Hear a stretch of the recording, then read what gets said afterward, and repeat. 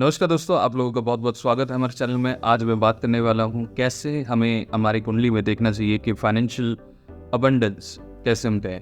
बीच में मैं कुछ वीडियोस यूट्यूब पे देख रहा था जहाँ पे लोग बातें कर रहे थे कि अगर फाइनेंशियली जब तक ग्रो करेगा तो वो भी करोड़ों कमाएगा। तो दो सूत्र जो यूट्यूब में काफ़ी चल रहा है वो मैं पहले रिपीट कर देता हूँ और एक्चुअली में क्या होता है वो भी मैं आप लोगों को बताऊँगा। अगर अभी तक आपने हमारे चैनल को सब्सक्राइब नहीं किया तो प्लीज़ सब्सक्राइब कर लीजिए। तो सबसे पहले सबसे ज़्यादा लोगों के दिमाग में ये है कि जब भी दूसरा घर और 11वें घर का संबंध होगा तो जातक जो है करोड़पति होगा। ओके।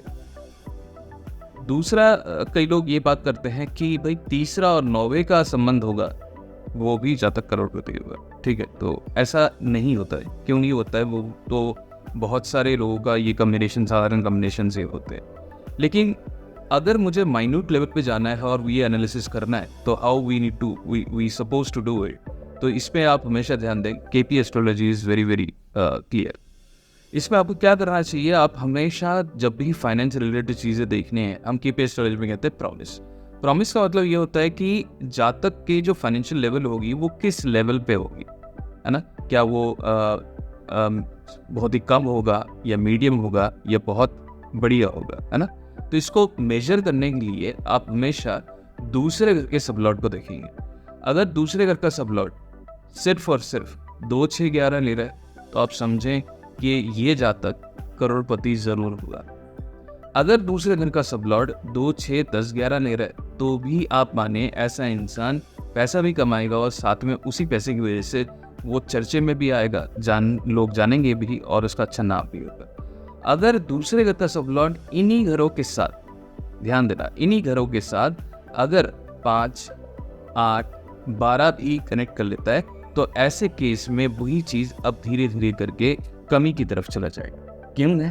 क्योंकि ये जो घर है ये हमेशा ही फाइनेंस को रोकने वाले घर है। कौन सा? 5वां घर, क्योंकि वो छठे का 12 है।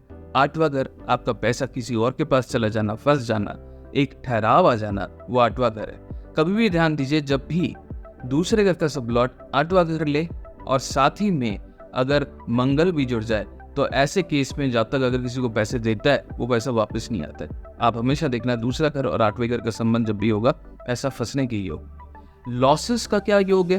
तो दूसरे घर का सबलॉट जब भी 12वां घर लेता है तो वहाँ पे लॉसेस के योग होते हैं, खर्चे का योग होता है, वो भी एक्सेसिव खर्चा। मान लीजिए अगर मैं सिंपल प्लेसमेंट की बात करूँ, शनि 12वें घर में बहुत ज़्यादा खर्चा करते हैं लोग।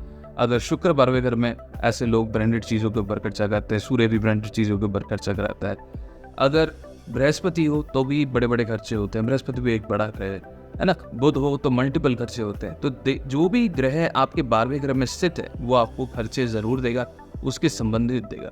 अगर शॉर्ट फॉर्म में बात करें क्या जातक करोड़पति बनेगा, तो ये प्रॉमिस जो है वो केपी कुंडली से ही आप प्रॉपर तरीके से देख सकते हैं।